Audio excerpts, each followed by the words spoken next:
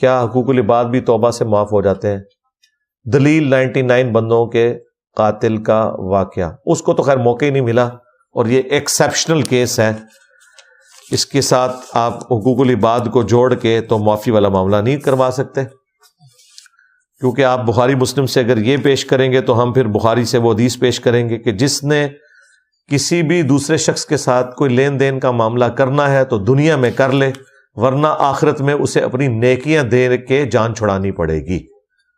یہ بخاری کی حدیث ہے، اور مسلم میں حدیث ہے، جانتے ہو مفلس کون ہے؟ صحابہ نے کہا ہم تو اسی کو مفلس سمجھتے ہیں جس کے پاس دنیا کا مال نہ ہو، تو آپ نے فرمایا میری امت کا مفلس وہ ہے جو قیامت والے دن اس حال میں آیا کہ پہاڑوں کے برابر اس کی نیکیاں تھیں، نماز، روزہ، حج، زکوٰۃ کی، لیکن اس حال میں آیا کہ دنیا میں کسی کو مارا، کسی کو پیٹا، کسی کا خون بہایا اور کسی کو ٹینشن دی۔ قیامت والے دن ایک ایک کر کے وہ لوگ اللہ تعالیٰ سے شکایت کریں گے اور اس کی نیکیاں لے جائیں گے، حتیٰ کہ اس کا نامہ اعمال جو پہاڑوں کے برابر تھا خالی ہو جائے گا۔ ابھی بھی کچھ لوگ باقی ہوں گے جن کا حق اس نے دینا ہوگا، پھر اللہ تعالیٰ فرمائے گا کہ اب ان لوگوں کے گناہ تیرے نامہ اعمال میں ڈالے جائیں گے اور اس کو جہنم میں پھینک دیا جائے گا۔ پھر نبی علیہ السلام نے فرمایا میری امت کا مفلس غریب یہ ہے، اتنی نیکیاں ہو کے بھی مارا گیا۔ تو بھائی یہ ہے، قرآن میں ہے کہ جو لوگ یتیموں کا مال ناحق ہڑپ کر رہے ہیں وہ جہنم کی آگ اپنے پیٹوں میں بھر رہے ہیں۔ ٹھیک ہو گیا؟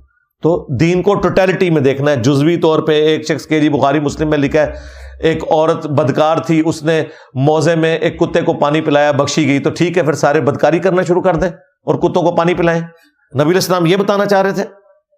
کیا صحابہ کرام نے اس کا مطلب یہ لیا؟ اسی بخاری مسلم میں لکھا ہے کہ ایک نیک عورت تھی، اس نے ایک بلی کو قید کر دیا، وہ بھوکی پیاسی مر گئی، وہ جہنم میں چلی گئی۔ تو دین کو ٹوٹیلٹی میں اس طرح کی جو باتیں ہیں وہ صرف اللہ کی رحمت کے بیان کے لیے ہوتی ہیں کہ کوئی شخص مایوس نہ ہو جائے، اس لیے نہیں ہوتی کہ اس کی بنیاد کے اوپر گناہ کرنا شروع کر دیں۔ اب دیکھیں جامع ترمذی میں حدیث ہے کہ موت کے غرغرے سے پہلے پہلے توبہ قبول ہے۔ اب اس کا مطلب کوئی یہ لے گا کہ جی جب تک وہ غرغرہ نہیں آتا میں توبہ نہیں کرنی، یہ تو اللہ کی رحمت کی طرف ایک امید دلانے کے لیے بات کی گئی ہے، نہ کہ اس کی ترغیب دلائی گئی ہے۔ ترغیب تو یہ ہے کہ ایک لمحہ بھی اللہ تعالیٰ کی نافرمانی میں انسان کا نہیں ہونا چاہیے، اور جیسے ہی کوئی غلطی ہو، گناہ ہو، فوراً اللہ کی طرف رجوع لائے۔